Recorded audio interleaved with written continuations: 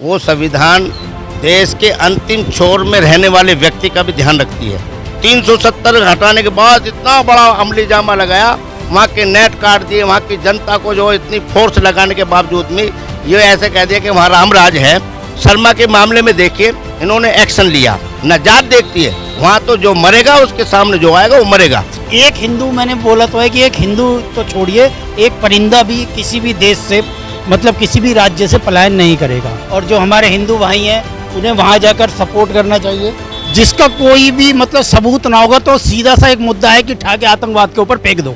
जिस राष्ट्र में हम रहते हैं वहाँ एक कॉन्स्टिट्यूशन और संविधान होता है, उनमें अमन और शांति पैदा हो जाएगी। आज पूरे देश के अंदर कोई भी प्रदेश उठा के देख लीजिए, जहाँ बीजेपी की सरकार है वहाँ हर चीज की ध्वस्त सच्चाई दिखा दे तो 11वें दिन जो है ना सरकार एकदम गिर जाएगी।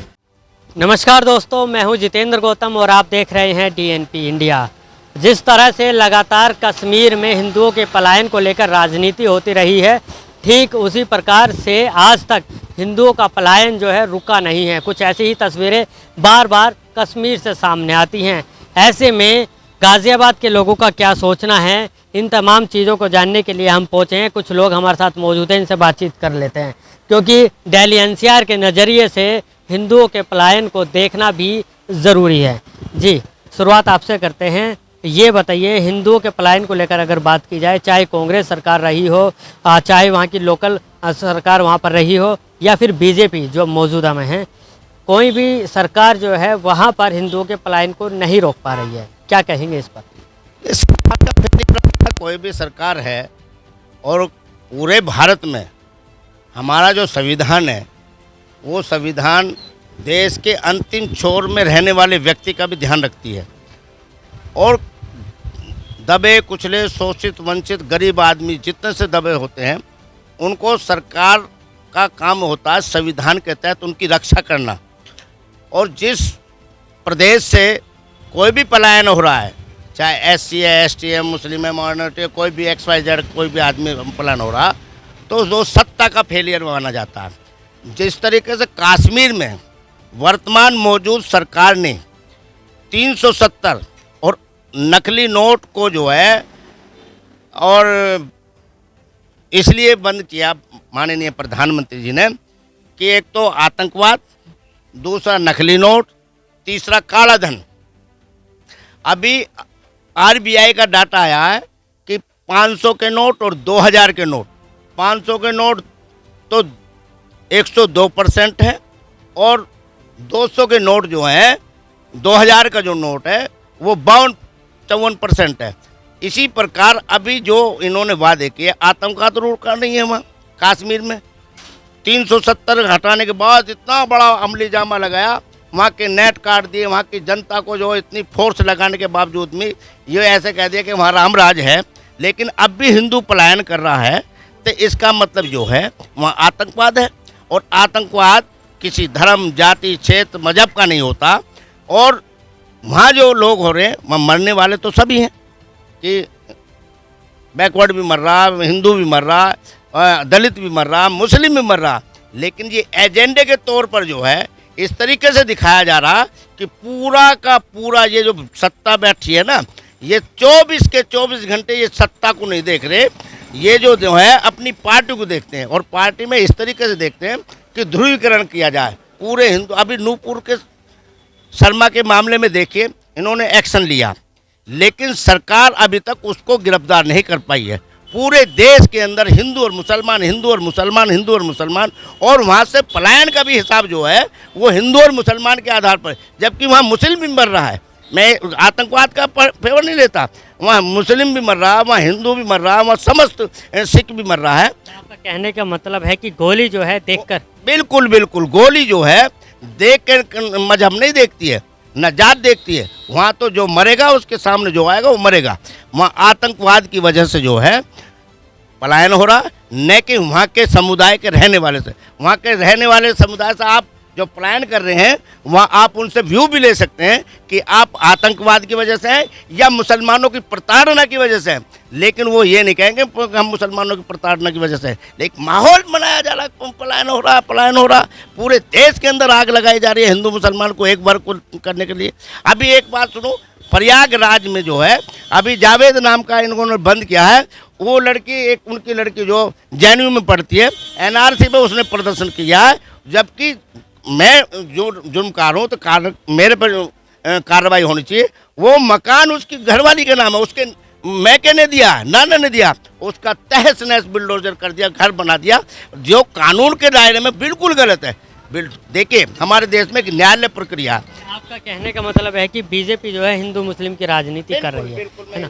चलिए देखिए, जिस तरह से कश्मीर में देखा गया है कि टारगेट कर कर हत्या वारदात को अंजाम दिया जाता है, आपसे जानना चाहेंगे कि क्या जिस तरह से हत्या को अंजाम दिया जा रहा है, जिस तरह से टारगेट कर दिया जा रहा है, क्या यही असली वजह है हिंदुओं के पलायन करने की?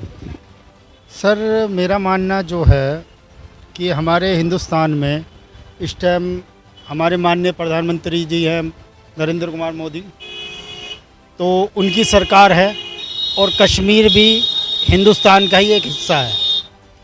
तो जब हमारे देश की हमारी सरकार है तो अपने ही देश में वो अपनी ही जनता कैसे पलायन करेगी? तो इसमें कहीं ना कहीं सरकार की कमी है। अगर सरकार चाहे तो वहाँ से एक हिंदू तो छोड़िए, एक परिंदा भी पलायन नहीं करेगा। आपका कहने का मतलब है कि ये सरकार की मंशा है जिसके लिए हिंदू वहाँ पलायन कर, सिर्फ एक राजनीति है। अगर सरकार चाहे तो एक हिंदू, मैंने बोला तो है कि एक हिंदू तो छोड़िए, एक परिंदा भी किसी भी देश से, मतलब किसी भी राज्य से पलायन नहीं करेगा। ये एक देश है, ये सबका देश है। यहाँ हिंदू भी है, मुस्लिम भी है, सिख भी है, ईसाई भी है, सारे एक साथ रहते हैं। आपका ये कहना है कि हिंदू कश्मीर से पलायन कर रहा है, लेकिन पलायन कर क्यों रहा है? वो सिर्फ आतंकवाद, जैसे अभी हमारे एक बड़े भाई ने बोला था, सिर्फ आतंकवाद की वजह से। लेकिन अब हमारे जब देश में अच्छी सरकार है, अच्छी सेना है, हर चीज़ है, हर अच्छे से अच्छा हथियार है, अच्छे से अच्छी फैसिलिटी है, तो ये कश्मीर पे इस चीज़ से रोक क्यों नहीं लगा पा रहे हैं? क्या लगता है आपको कि क्या करना चाहिए जिससे इनका पलायन रुक सके? मेरा मानना है कि माननीय मुख्यमंत्री जी को इसके लिए एक्शन लेना चाहिए और जो हमारे हिंदू भाई हैं उन्हें वहाँ जाकर सपोर्ट करना चाहिए, कि उन्हें उनसे जाकर बातचीत करनी चाहिए, उनके ये कारण जानना चाहिए पहले कि ये पलायन कर क्यों रहे हैं। लेकिन सिर्फ उन्होंने तो एक ही मुद्दा उठा दिया है कि बस पलायन कर रहे हैं, लेकिन पलायन कर क्यों रहे हैं? आज तक इस बात को कभी खुल के सामने आई है बात? आतंकवाद को लेकर कहते हैं कि पलायन किया जा रहा है, हिंदू सुरक्षित नहीं है, ये तमाम। हाँ बताइए क्या कहना है? आपने सिर्फ एक मुद्दा उठा दिया कि आतंकवाद। सर मुझे एक बात बताइए, अगर यहाँ पर बॉम्ब ब्लास्ट हो जाए, सपोज कि दिल्ली में बॉम्ब ब्लास्ट होता है, जिसका कोई भी मतलब सबूत ना होगा, तो सीधा सा एक मुद्दा है कि उठा के आतंकवाद के ऊपर फेंक दो। उसे खोलने की कोशिश नहीं करेंगे कि किसने किया, क्यों किया। अब हिंदू भाई हैं, पलायन कर रहे हैं, क्यों कर रहे हैं ये बताए, या सिर्फ आतंकवाद? आतंकवाद में तो वहाँ मुस्लिम भी मर रहा है और भी जो जनसंख्या है वो भी मर रही है, या खाली हिंदू ही के साथ ही वहाँ पर पलायन हो रहा है? आपका कहने का मतलब है कि ज़मीनी स्तर पर उसकी जांच होनी चाहिए, जिसके बाद काम होने चाहिए। अच्छा आप बताइए कि सरकार को किस तरह का मास्टर प्लान बनाना चाहिए ताकि हिंदुओं का जो पलायन है वो रुक सके कश्मीर में? सरकार को संविधान, देखिए जिस राष्ट्र में हम रहते हैं वहाँ एक कॉन्स्टिट्यूशन और संविधान होता है। जब भिखारी से लेकर और राजा तक संविधान के तहत काम करेगा तो कोई हमारे देश के अंदर एक तंत्र है, सिस्टम है, वो सिस्टम है और सारी संस्थाएं हैं, वो संस्थाएं निष्पक्ष हो, स्वायत्त हो, उन्हें अपने काम करने का हिसाब छोड़ दिया जाए। लेकिन वर्तमान सरकार ने उन सिस्टमों पर काबू कर रखा है। एक बात बताइए, जब डॉक्टर रतनलाल, प्रोफेसर रतनलाल पर जो है कार्रवाई होगी और जमानत होगी, लेकिन नूपुर पे जो है अभी तक गिरफ्तारी नहीं हुई। ये सत्ता अपने कार्यकर्ताओं को पराकाष्ठा तक बचाने का जो काम करती है, इससे जो आम जनता में सरकार में बैठे लोगों के खिलाफ जो विरोध पैदा होता है। रास्ता क्या है? रास्ता अपने करते होकर निर्माण करें। संविधान की आपने शपथ खाई है। मंत्री, राजा, जो मुख्यमंत्री या मंत्री या प्रधानमंत्री, वो किसी पार्टी का नहीं रहता, किसी जाति का नहीं होता, किसी धर्म का नहीं होता, पूरे देश के तमाम आवाम का होता है। उस आवाम उसके पिता होता हो, वो अपने एक अंतिम छोर के रहने वाले व्यक्ति का भी ध्यान रखता है, लेकिन ये उसका काम ना करके अपने पार्टी के पर ध्यान दे रहे हैं। पार्टी पर 24 के 24 घंटे अपनी पार्टी के माध्यम से सत्ता में बैठने का जो है प्रपंच रच रहे हैं, उसको खत्म कर कहने का मतलब ये है कि अगर बीजेपी सरकार अपनी पार्टी पर ध्यान न देकर देश की जनता पर ध्यान दे तो कश्मीर में जिस तरह के हालात बने हैं उस पर काबू पाए। मैं कश्मीर की बात नहीं करो, तमाम भारत के जितने भी प्रदेश हैं उनमें अमन और शांति पैदा हो जाएगी। आज पूरे देश के अंदर कोई भी प्रदेश उठा के देख लीजिए, जहां बीजेपी की सरकार है वहां हर चीज़ की ध्वस्त है। स्वास्थ्य वहाँ ध्वस्त है, शिक्षा वहाँ ध्वस्त है, बेरोजगारी चरम सीमा पर, महंगाई ज़्यादातर, लॉ एंड ऑर्डर की नाम की चीज़ नहीं है।